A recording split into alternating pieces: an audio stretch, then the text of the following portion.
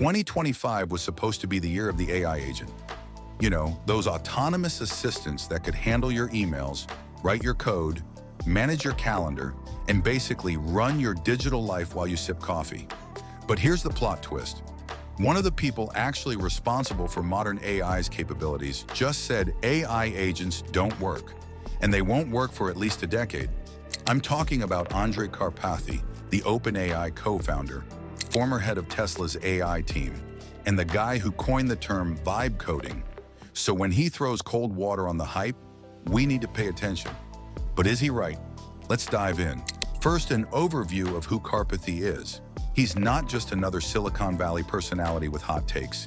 He's an absolute legend in the AI community. He was a founding member and research scientist at OpenAI, working on the models that eventually became ChatGPT. Before that, he built the neural networks that helped Teslas navigate roads.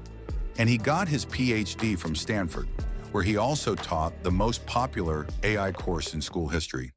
So when he appeared on the popular Dorkesh podcast and delivered his assessment of AI agents, people sat up and took notice. He said, they just don't work. They don't have enough intelligence.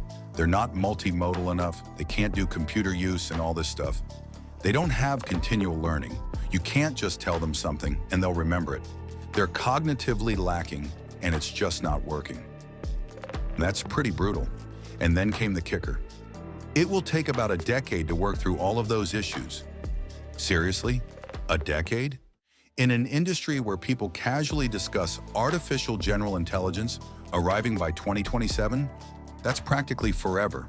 He acknowledged we're building for a future where AI agents work perfectly, but they don't. Yet. And maybe won't for a very long time. He painted this vivid picture of what the industry wants. Fully autonomous entities collaborating in parallel to write all the code while humans watch from the sidelines. Useless. But Karpathy doesn't want that future. He wants collaboration. He wants the AI to show him what it's doing, to ask questions when it's unsure, to help him become a better programmer, rather than just dumping mountains of auto-generated code in his lap. Now here's where things get interesting and confusing. If AI agents don't work, why are companies everywhere already using them? Let's walk through what's actually happening right now across different industries. In customer service, companies like Klarna and Shopify are deploying AI agents to handle inquiries. Klarna claims their AI agent does the work of 700 full-time employees, handling millions of conversations. Sounds impressive, right? But here's the catch. These are relatively simple scripted interactions. Where's my order? How do I return this? They're not solving complex, novel problems. They're pattern matching against common scenarios. In software development, millions of programmers use tools like GitHub Copilot, Cursor, and Replit Agent. These can generate code, fix bugs, even build simple applications. But developers still need to review every line, catch the errors, and understand what the AI actually did.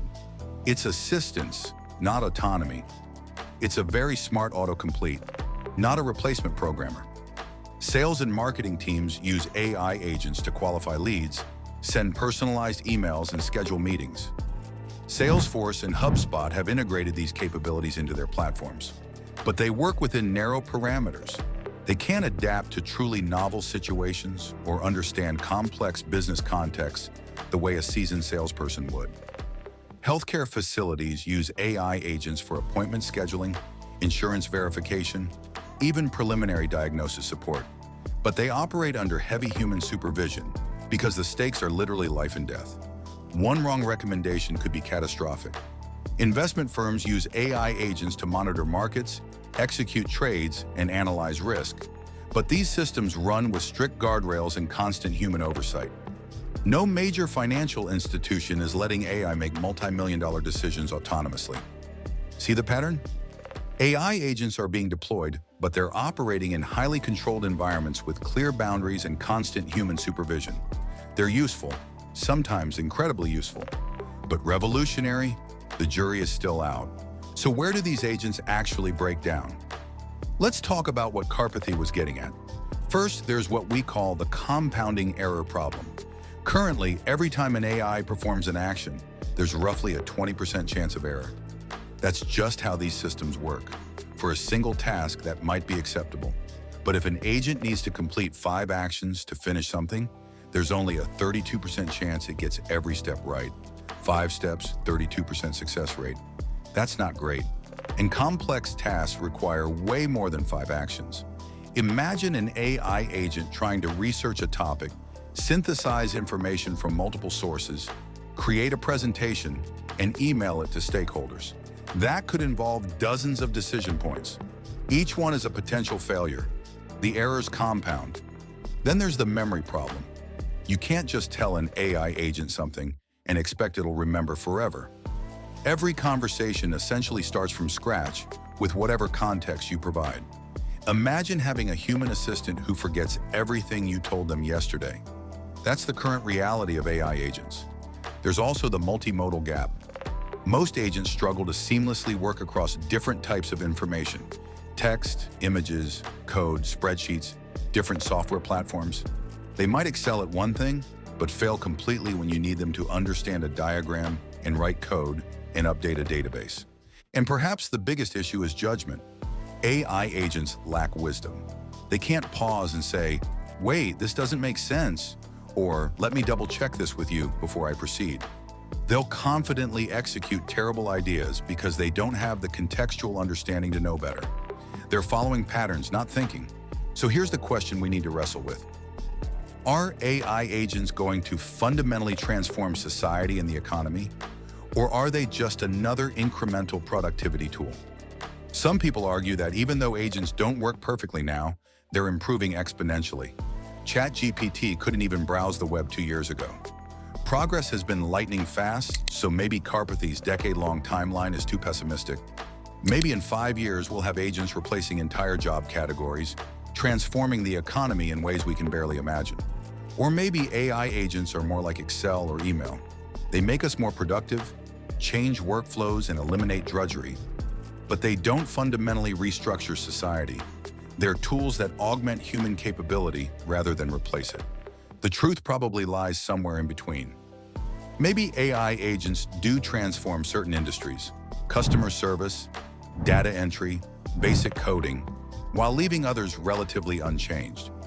Maybe some workers get displaced while others barely notice. Maybe the revolution is uneven, messy, and takes decades to fully unfold. Here's what we know for certain. The companies building AI agents have every incentive to tell us they're revolutionary. The hype machine is at full throttle. Billions are being invested. Investors literally declared 2025 the year of the agent. There's enormous pressure to believe these tools are more capable than they actually are. But Karpathy, who helped build this technology and understands its guts, is pumping the brakes hard. That should make us think twice. So are AI agents revolutionary or overhyped? They're already changing how many people work. That matters. But they're nowhere near what we've been promised. The compounding errors, the memory gaps, the lack of judgment, these aren't minor issues. They're fundamental limitations that might take years to solve. The AI revolution is happening, but it might look less like robots taking over and more like humans slowly becoming better at what they do, one imperfect AI tool at a time. What do you think? Have they lived up to the hype? Drop a comment below and subscribe for more reality checks on technology.